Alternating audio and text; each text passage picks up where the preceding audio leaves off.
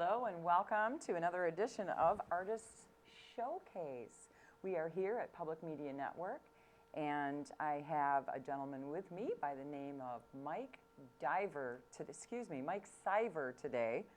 Had to remember to pronounce it the correct way. That's all right.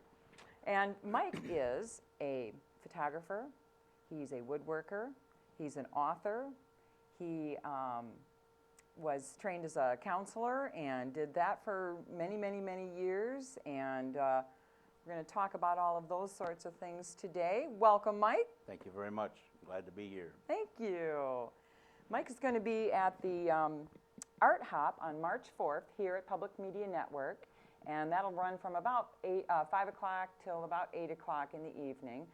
So you don't want to miss that. That's March 4th. It's the next Art Hop, and you're be able to see Mike and his wonderful, wonderful work that we're going to talk about. So Mike, tell me a little bit about what you do first, and then we can go from there. Right now I'm retired. Yay. I stay home with my wife, and as we talked earlier before the show, I have, I think, the optimum situation for a man in a man's world, if you want to call it that. I agree. Tell us about it. We live on a little bit of property in Decatur, Michigan, and my wife and I live there by ourselves, except when the grandkids come over.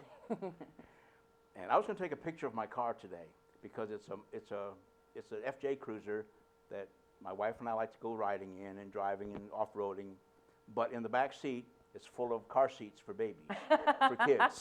Line them up. That's the reality of being grandparents. It is. You can dream and talk all you want to, but the reality is they come first. They do. They do. So anyway, I've always liked handwork and liked working with my hands.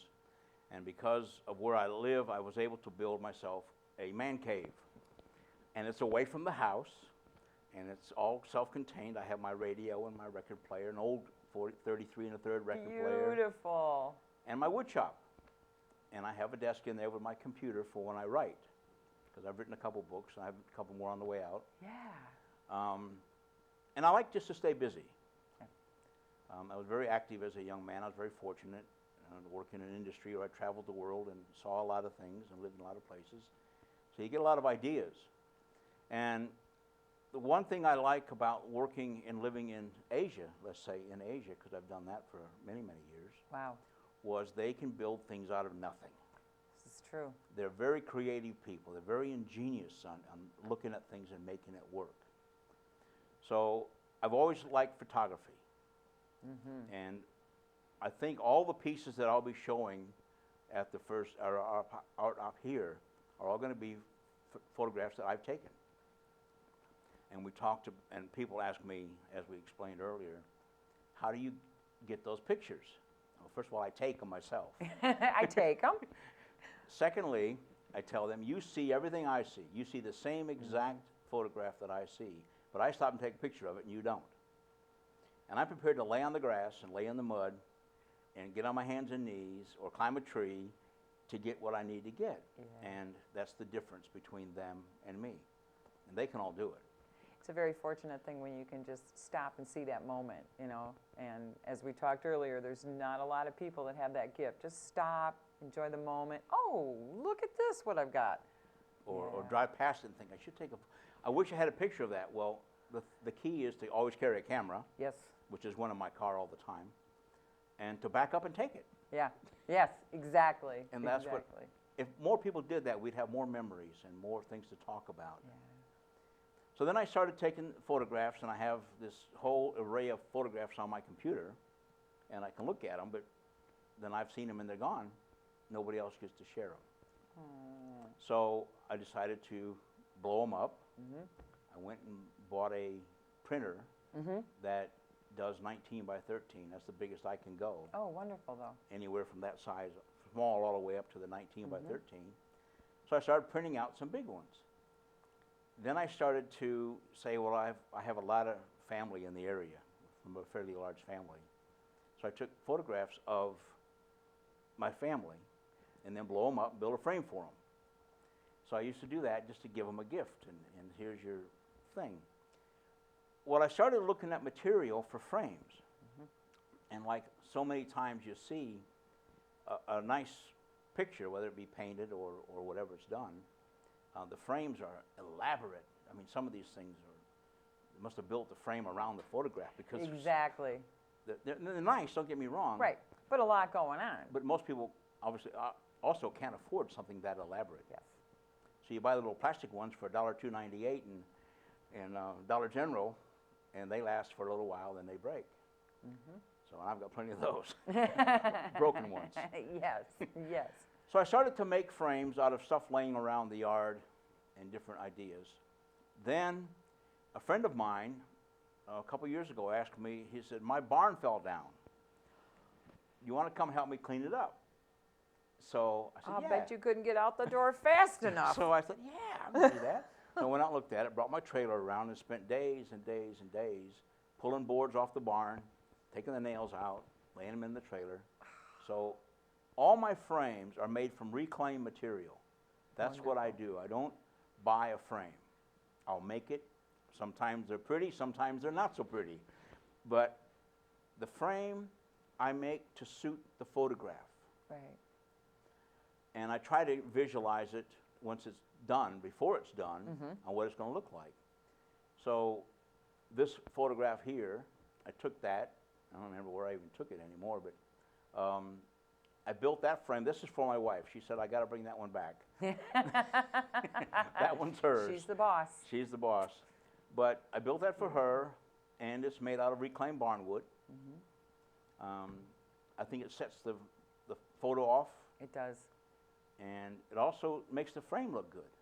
It does. It's a whole package. Yeah, When you think about all of the aspects of the image, it goes right out to the edge of that frame too, and you're right. You're And- 100% right. And also, I put the little trim around it, inside of it, because it just looked like a flat frame Yeah. when I did it. So then I took and added a piece to it, and that's the finished product, and that's what it is. It's not painted, it's not stained. It's still got the saw marks on the side where I cut it. It's perfect. I like it, Yeah. and she loves it. So Yeah. That's what matters it's right not there. for sale, anybody. This is not for sale. It's Not coming for home. You're right. It is coming home. Then That's wonderful. there's that one, and then Which one would you like up either next? one, doesn't matter. Let's put this one up. This one's so interesting. It's a little unique. I get a lot of Look at comments on this that. one. That's wonderful. A little dusty from the shop, but it's there. I'm going to clean it up. I took a picture of that. That's a birthday gift for my wife, some flowers or something, because I like to spontaneously bring her things Aw. that she's not expecting. And that I hope that's one of them. I know, anyway, it's what I bought for her. So I took a picture of it, and if you can imagine, it was a square picture, Right. a rectangle picture before. And I thought, well, let's make it the frame to show the vase. And then show the photo as the flowers get bigger. Exactly. So let's focus the whole frame on the photo. That's wonderful. Because that's the first place my eye shoots to, is right to the vase and then whoosh, up. Because the frame is only there to accentuate the photo, not to show how good the frame is. Right. Exactly. And that's what I've done with this one. Wonderful. I get a lot of comments on that, and I do make octagon frames and parallelogram. I don't know if I can get one ready in time or not, but I made a bunch of them that were parallelograms, Oh, cool. that were offset at angles. Sure. And then you take a scene of photos and put each one, and then the frames fit, and it runs along the wall. Sure. It's not just photos on the wall. The frames actually run along the wall. And they belong to each other. And in a way. the frame leads to the next one, and then the frame leads you to the next picture. Wow. I've got a couple of those. That's awesome. I might bring those and let those look at. But Very interesting. So then you made that frame. I made that frame. That was a pain. Well, it's a beautiful frame. The frame is reclaimed wood for cornices in houses. Ah, yes. That was somebody had thrown away. So I cut that up. But just making that angles, Yeah, that's a tough one. because most frames are 45 degrees. Cut them, chop saw, cut them, and it's done. That's not. No, And there's a lot of cuts in that. that's a beautiful piece, though. I like that one. It's unique. It's different. and I hope I can do more of them, but different shapes. Sure. So That's awesome. Very nice. that one stands out. So Talk to me about these boxes that we've got going on here. well, those boxes are made of reclaimed wood. Of course. They're cedar posts from a dock from Orlando, Florida, that I salvaged when they pulled the dock down. I kept the posts and drug them around for almost 20 years. I love that. Finally decided to do something with them. Took them to a recut mill, a guy that'll recut the material, and he recut it. Then I've recut it again, and I've made what do we call them? Treasure boxes. Sure. And they're just simple little things. This has got just a lock and a hasp on it, and it just opens up, and it's just a cedar. The smell is wonderful. Wow, yeah, that's wonderful. And Yep. they're all handmade. And I Wow. made several of them like this with different types of hinges and tops, and then this one with just a lift-out lid. I love that. It's very and I- sweet. Try not to get too expensive in what I build, because these tacks here are just upholstery tacks. Oh, wonderful. That's all they are, is upholstery tacks. That's wonderful. So I thought that's going to make the whole thing stand out. Mm-hmm. And these here are just thumbnail tacks for artwork and for special things. Sure. But they're just, There they were, and they're the brass color offsets the wood. yeah, very nicely And too. it's very rough made. Now, before we had started the show, you were telling me that this project started with making gifts for family members and Yeah, friends. my wife and I talked, what are we going to do for Christmas this year? Because we have a lot of family. Yeah. Between the two of us, we both have large families in the area. So I ended up making 36 boxes, Wow. all different. They're all basically like that design, but there's bigger ones, fatter ones, Sure. shorter ones, smaller ones. Sure. And everybody's got a different box. Wow. But that was our gift this year to give out, and they're all handmade by her and I. She painted them and she stains them and helps me line them up, and we pick who's going to get what box, and we made them and give them away. So That's wonderful. and I got a lot of positive feedback from all of the family, so they're going to say it's nice no matter what it is. Well, but Yeah, 'cause, still, that's wonderful. so I'm going to have some of these. I'm going to make some more. Good. And I was also given some wood the other day from a guy who pulled up a 125-year-old house. And I've got the floor. Oh, beautiful. That's all, real 1-inch tongue and groove. So I can do it with hardwood, so it's going to be interesting to work with. Yeah. A little tougher. A little tougher, but I can do it. That'd be beautiful. So I'm going to make some out of that to see how that looks as well. 36 boxes. That's make- just amazing. And this all goes on out in this is not a man cave. This is a man cabin. Well, it's sort of 25 by 25 little wood shop.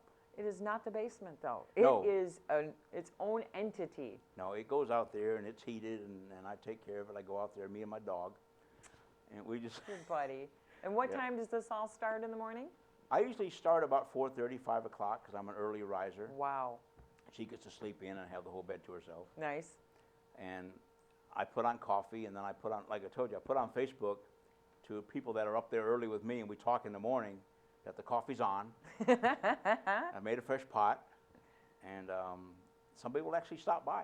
That's beautiful. They come by, and we sit down and talk, and we just, whatever we want to talk about. Sure. The world and how it goes around. Doing your thing. And that's where all the creative goes on. So you're building these out there. Yeah. You're framing these. You're seeing your images up on the computer. And then let's talk about the books a minute. Then, from what I understand, you take a little brain break and you go off to your computer and you do some writing as well. Yeah, I write. I used to write for a newspaper article. Interesting. I used to write a weekly column, and it was just because what I didn't tell you before is I'm also a barber, a licensed hairdresser. The best. And Okay. so I sit behind a chair and talk to people. I used to, all day long. I still own the barber shop. My stepson runs it. He works in the barber shop now. Oh, wonderful. But I used to sit behind the chair and talk to people. Sure. And we just talk and talk and talk. Sure. And then I started writing the column, and it was called Voice from the Chair. Oh, I love that. So I used to throw out all kinds of different situations and scenarios that happen with families. One of the titles in there, because there's 52 different chapters in there. Ah. And they're only 2-page chapters, and they're for a discussion every week with the family. One chapter is called Guilty by Accusation. And you get that all the time. People call each other names or say they did this and they didn't do that. So I wrote 2 pages on guilty by accusation. I used to put that in the paper. And I used to get some interesting feedback in the paper. Oh, I'll bet. Because it was my column, and then people would write back letter to the editor about what they thought about what I wrote. That's wonderful. Some of it was really nice, and some of it wasn't so nice. Not so nice, no. But that's okay. So there's 52 different articles or times in there on that particular book. And then when I was doing some of my counseling, a big question that always came up from people, why did I do that? Why do I do that? Why did I do that? So we talk about why they do things and why people, behaviors, because I'm a behaviorist. And then, so I wrote the book, Why Did I Do That? Wonderful. Well, and that's true. Sometimes we're so impulsive we don't think about it. We just do what we do. And people want to know why. Well, that whole book is on different chapters about, and I can go into the chapters, but it doesn't matter, on why you do things the way you do. Yeah. And most of it's learned behaviors. Yep. And it comes from childhood in most cases. Yeah. Well, let's start your counseling. It was you did some pretty hefty counseling. I used to do domestic violence with batter intervention, which is a thing people are realizing today has to be done. I understand the victim, the pain and agony is very hard to, I can imagine, I mean, I don't know it, but for a woman to wake up and realize the person I love and trust and depend on and look for support is the one who's beating me. Right, is the one who's not supplying and all not of doing those all things. that, and the one who's hurting me. And how do you deal with that in your own head? It's horrible for women. I'm glad I don't have to deal with that. It's got to be a tough road. I know to some women walk. that do it, and God bless them. They're wonderful women who support these women and help them understand and get through. Sure. But the part about the batterer part is, whether we like it or not, most of these men, 99% of them, are going to finish their time if they get convicted. They're going to get off probation or out of jail or out of prison. They're going to go back in the community. Every single one of them. They're going to be your neighbor. They could end up being your boyfriend or whatever, or you're dating your daughter or whatever. The recognition now is they need education. Yes. They need some support to not do what they do and help them understand their role, which is what role do I play, and why did I do that? Why did I do that? Yeah. Their role in their life as a man in the community, as a family, as a partner. What role do I play, and why do I have to play it that way? Yeah, exactly. Why can't I just do what I want to do? Well, that's not how it works. So we talk a lot about that. Then I do substance abuse, because I'm a recovering addict and alcoholic. Been 26 years now, so I'm okay with that. Congratulations. We talk about that, and we do a lot of anger management stuff. And we talk about where anger comes from and how it gets there and how do you deal with it and that kind of stuff. So, wow, that's heavy. That's a heavy day's work, that's for sure. So do you, and then you've done photography for almost forever. Yeah. Yep. Do you think that because of that, your daily schedule and dealing with, the things that you've been having to deal with and teaching people substance abuse and domestic violence and all of that sort of thing, do you think that going to photography or going to woodworking or even writing, is that a release? Does that allow for a more balanced life for you? I believe so, and it's a great distraction. Yeah. Because you have another goal. You have something to focus on. And I do have people that I have worked with in the past that come in and we build things and we talk and wonderful. And I work with them on dealing with their emotions and their time and how to get your self-esteem back. Right. That's a tough one, yeah. And it is. It's very tough. And I'd like to say I use this in my counseling. I don't. I never have. it's good for me. Good for you. It's for your outlet. I come home and my wife will have dinner ready, and I'll sit down and we'll have dinner. And we might both go out to the shop. And because she always likes to clean up my mess. Something about us. Because I make a mess. I can only imagine. My chair, she says that she wants to hang a picture of Pigpen, that comic strip character. Sure, with yeah, the dust all around him, over my chair. Because my chair has got a table here and a table there and a little table, and everything's covered with junk. And junk and dust and parts, yeah. And my wastebasket right here is always full. She thinks I'm a slob, but she takes care of me. Right, there you Right. go. It's a reciprocating situation. Her Works job out. was to take care of me. That's why we got together. Yeah. Aw, that's wonderful. So we do that, and we go out to the shed, or I'll go out to there, and I love going out there in the morning, early morning. I like to see the sun come up. Oh, wonderful. I love to see the day begin. Yeah. Because to me, that's the beginning of life, and it is for everybody. And Every day, it's a and new if- chance. And if you can, I think, and part of what I talk about, if you can read about, do that in your mind, every day is a new day. Yeah, Every day is a new beginning. yeah, This day is going to be what I make it. yeah. I can destroy this day, or I can make it a wonderful day. Yes, I can. It's my choice. It And is. that's stuff I talk about. And in here, and we talk about getting the photograph. You stop and take it. Yeah, You stop, like they say, stop and smell the roses. exactly. Yep. The trip is nice, but what did you do on the way? Exactly, and that's my whole thing. The journey. The journey. My father used to teach us, never get on the main highway or the No. main drag. You always travel off the beaten path. Yeah.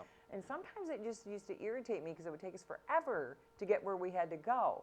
But the older I got, the more I enjoyed. Appreciate it. Yeah, that Sunday drive, let's just go. Yep. That was so much fun. And to this day, I do that now. If I'm going to Grand Rapids, I travel the back route, and I have my favorite coffee shop and my Yep. favorite buildings I look at. And my father also did we called it highway shopping. So if we were stuck having to get on the highway, he'd say, "Oh, kids, what's that?" And we'd look out the window, and we'd be literally shopping for the junk on the side of the road. Right. Now, if it was good enough junk, we'd stop, and one of us would have to get out and get it. A I've done that. bucket or an old chain or Yep. something like that. But Been there, done that. yeah, but it's those moments. It's just those being right here and right now, and something that we don't do as a whole as often as we should. Well, Definitely. you talk about, especially today with every cell phone's got a camera in it just about, Yes. taking the back roads, and you've got a lot of memories. Yes. And we used to do the similar thing, and I've got a lot of memories, but if you had a picture of it, it's even a better memory, because Yeah. you can always draw it back when you want to. Exactly. Because I can sit and talk to you about things I've done. In my head, they're clear. You're trying to catch up, and Right. you can't. Exactly. But if I can show you a photograph, Exactly. like here, Exactly. then you have something to talk about. Yeah. And the scene, I don't take very good pictures of people for some reason. That's not my thing. No. I've done No. it, but I'm not good at it. Takes a rare person to be that good. So Yeah. I envy them, because that's not me. But But still you- life, I like still life. Animals. Oh. Well, I have some of my grandchildren, but the reason I've got them is I put my camera on high speed and had them jump in a mud puddle. We were playing in the mud puddle that day, because I play with them in the mud puddles. Well, of course. So they were jumping in the mud puddle, and when the water came up, Oh. it froze. So I've got them standing in the middle of a spray where the water's coming up, and they're jumping, and their hair's up in the air because they're coming down, Sure. and it's a great action shot. Oh, wonderful. But that's the only kind of things I take pictures of. That's the best, though. And that's a great, they've got a picture of that. I gave that a picture to their mother. So their mother has a picture of that on the wall. That's wonderful. They'll have that when they grow up and their kids. Photography, it captures our history. I love photography. I didn't know how much I liked it until, about 5 years ago, when I really got into it. I was fortunate enough to be able to get a good camera, so I have a nice camera. But photography captures our history, captures It's our us. link to our past. It's our link to our past. No matter 5 minutes ago, it's our link to our past. Yeah. And it's a beautiful thing. Yeah. Wow. Well, let's do a little questions here. What inspires you? So where does that come from then? That moment of You know what? I don't know. I just feel it. And I'll wake up in the morning, like this yesterday morning, because we had some snow on the ground, and I left the lights on my wood shop all night long, which I don't do, but I left all the lights on, and the curtain was open in the window, and you had the light coming. It was dark, Right. so you had that old feeling of the light coming through the window, shining on the snow, and it just was that scene in your head. Oh, I'm there. I'm there. So I went and grabbed my camera, and I'm looking all around, getting different shots. I went and opened the door a little bit to crack some light coming out the door, and took some pictures of that. So I got a whole bunch of pictures of the building, and I think you just have to slow down a little bit in your life, and people have to, and it's real easy for me to sit here and say that, but you have to slow down a little bit and look at the picture that you're seeing. Right. Look at the photograph in your mind. Yeah. And that scene just amazed me. Wow. And I've got another one that I'll bring that'll be here for the show, of an old building next door to my house. And at the right time, I happened to be walking. I walk by that building every day. Every day. It's an old shed. It's fallen down. The roof's caved in. We're pulling it down now, so it's going to be gone. Oh. But it had to come down because the county said take it down. Yeah. It's not mine. It belongs to the neighbor. But I walked by that building every day for years. And one day at the right time, in the wintertime, with the tree, there's a pine tree next to it, I just happened to catch it at the right spot. And I couldn't get enough pictures of it. Oh, wonderful. And it looks beautiful. And it's a great photograph. But that moment I recognized it. And I didn't recognize it all the times before. So inspiration, I'm not sure how to put it into, how to coin it. You can't. You can't. Right. You're one of those rare people who just have been able to say, right here, right now. But then what appeals Right to here. me may not appeal to you. True. Because, we have different histories. Right. Completely. So what you find really attractive, I got to get that. I'll just say, oh yeah, goodbye. Right. And whatever. Don't want it. So inspiration, I think, is a personal thing. It's an individual thing for sure. I agree. Why do people buy certain houses? Otherwise, we'd all have identical houses. Exactly. And I like that because my wife will be going crazy. I'll be driving down the road and I'll slam on the brakes and back up. And, what are you doing now? Oh, you're going to take a picture of something, aren't you? I got to get that. That's wonderful. It's like I used to have a four-wheel drive Jeep. And one day, the leaves in the fall, the leaves come down, and a couple fell on the bumper underneath the Jeep thing, and I took pictures of it. You just had to. And then one day when I was with the same vehicle, for some reason, it was cold. It was wintertime. Seems to be my best photographs in wintertime, but maybe I don't know, whatever. Anyway, I was driving down the road, and the moisture on the mirror, the rearview mirror, was spidering. Oh, sure. I hope people can understand what I'm talking about. Yeah. It was little reams were running with water, and they were freezing. And it was spidering all over the mirror. Wow. So I stopped and took some pictures of it. I got my camera and I'd taken all kinds of pictures of it. And then I went onto Jeep's website and posted it on Jeep's website. And I got tons of comments on that Oh, thing. wonderful. No, Wonderful. I got the photograph, but I'll never do anything with it. Sure. But I just thought, that's a great photograph. Yeah. And it looked beautiful, and you could see in the photo all the spider webs of the frost and the snow, or not the snow, but the water. Yeah. It's whatever inspires you Yeah. At that moment. at that moment in time, and to take the time Yeah. to take a step back, look at it, and do I want to remember this? Yeah. Is this something? It's like one of these scenes that you're going to see in here. The glass slipped on that one. That scene's there every year because it's fall every year, and the same wood is still there every year. You can take that up if you